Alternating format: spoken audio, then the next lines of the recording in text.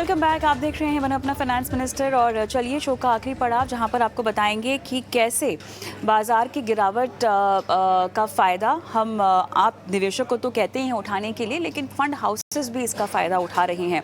Varun Fatehpuri, founder CEO दौलत wealth management, मेरे साथ जुड़ गए हैं। वरुण, गुड इवनिंग, स्वागत है आपका इस खास पेशकश में।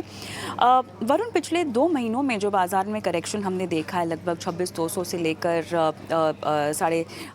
23,000 के आसपास तक के लेवल्स पर लगभग 11% की कमज़ोरी, और वहाँ पर जो वैल्यूएशंस हमने एडजस्ट होते हुए देखे हैं, इसका बखूबी फ़ायदा उठा रहे हैं फंड हाउसेस और स्कीम्स, जो कि अमूमन आमतौर पर तो कैश रखती हैं, लेकिन इस गिरावट का फ़ायदा उठा रही हैं और जम के पैसे डाल रही हैं। ज़रा समझाइएगा कि कैसे इस समय का फ़ायदा DIIs उठा रहे हैं और कितना ज़रूरी है इसका फ़ायदा उठाना। एकदम कविता, नमस्कार। सबसे पहले शो पर आमंत्रित करने के लिए। आपने जैसे ठीक कहा, काफी सारे म्यूचुअल फंड कंपनीज है जो कि लास्ट 4 5 6 महीने में काफी कैश पे बैठे हुए थे। 2 3% तो रखते ही है रिडेम्पशन मीट करने के लिए, पर 8% 10% या कि 12 13% कैश पे बैठे हुए थे, क्योंकि फंड हाउसेस को लग रहा था, और जो कि स्पेसिफिकली थोड़े जो कंजर्वेटिव फंड हाउसेस है वैल्यूएशन को लेके, उन्हें बाजार में वो निवेशक करने की अपॉर्चुनिटी नहीं मिल रही थी 5 6 महीने में। तो वो सारे फंड हाउसेस कैश में बैठे हुए थे। आपने जैसे कहा, लास्ट 1 महीने में निफ्टी लगभग 10% से गिरा हुआ है, 23,500 के लेवल पे आज के दिन में ट्रेड कर रहा है। तो अब सडनली वैल्यूएशंस काफी अट्रैक्टिव लगने लग गए हैं। F2s की बात करें तो लास्ट 1 महीने में जहाँ की 1.5 लाख करोड़ रुपए की सेलिंग हुई है, वहीं DIIs ने 1,35,000 करोड़ की बाइंग की है। तो DIIs म्यूचुअल फंड कंपनीज एक हम बोल सकते हैं कि बहुत प्रभावशाली बल से बाजार में निवेश करते हैं। म्यूचुअल फंड का जितना भी पैसा आता है मंथली SIPs के जरिए, 20,000 25,000 करोड़ रुपए म्यूचुअल फंड कंपनीज वो आज डिप्लॉय कर रहे हैं। वो तो महीने के महीने उन्हें डिप्लॉय करना ही पड़ता है, बट क्योंकि म्यूचुअल फंड कंपनीज को वैल्यूएशन की कंफर्ट नहीं मिल रही थी, तो काफी सारी म्यूचुअल फंड कंपनीज ने कैश अपना बिल्ड करके रखा था। और लास्ट 1 1.5 महीने में जहाँ उन्हें अपॉर्चुनिटीज मिली है, वो तेजी से वो रुपए डिप्लॉय कर रहे हैं। तो करीबन 1,35,000 करोड़ रुपए की ऑलरेडी डिप्लॉयमेंट हो चुकी है DIIs की तरफ से, स्पेसिफिकली जिसमें म्यूचुअल फंड्स एक बहुत बड़े पार्ट है।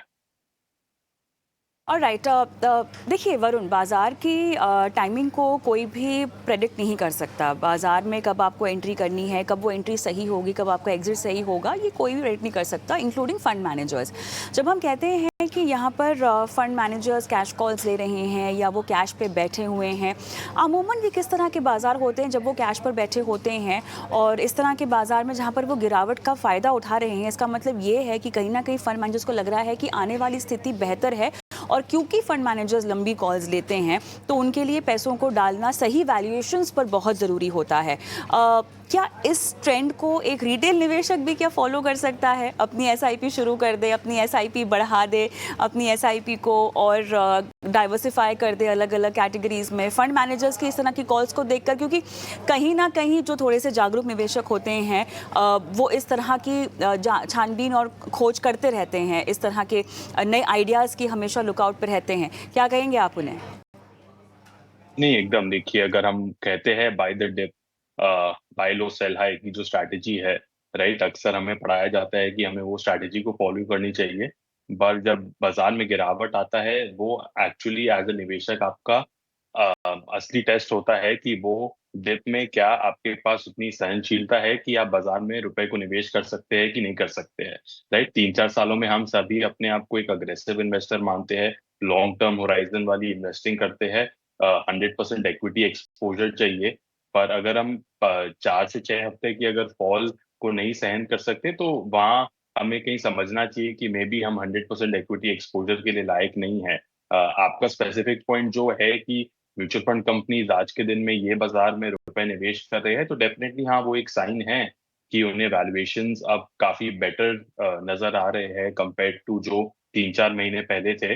एंड काफी सारे रिटेल निवेशक भी है जो इस समय पर अपने लमसम इन्वेस्टमेंट्स जो कि रोक के रखे थे लास्ट 4 5 महीने से, वो डाल रखे हैं। SIP जिनके पास उतनी फ्लेक्सिबिलिटी है, वो इंक्रीज कर सकते हैं। तो डेफिनेटली देखिए, हमें ये डिप का फायदा उठाना चाहिए।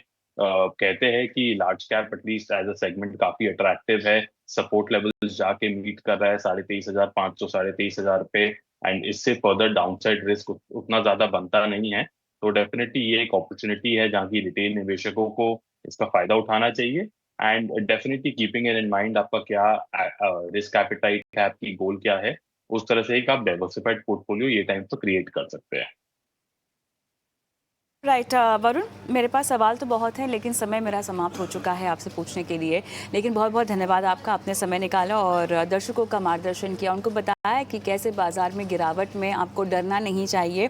जैसे कि फंड मैनेजर्स कॉल्स ले रहे हैं, थोड़ी सी हिम्मत आप भी दिखाएं, अपने लक्ष्य के मुताबिक और अपनी जोखिम उठाने की क्षमता के मुताबिक निवेश की राह में आगे बढ़ें। धन्यवाद वरुण। राइट, इसी के साथ शो को भी समाप्त करते हैं और समाप्ति की ओर हम जा रहे हैं। जाते जाते मैं आपको हमारा व्हाट्सएप नंबर भी स्क्रीन पर बता देती हूँ, जो कि आप नोट डाउन करें और अपने सवाल हम तक पहुँचाएं। सोशल मीडिया पर देख रहे हैं तो यूट्यूब पर अपने सवाल ज़रूर हमें भेजिएगा और आपके सवालों को हम शो में शामिल करते हैं और आपकी लाइफ फाइनेंशियल प्लानिंग कराते हैं। नमस्कार।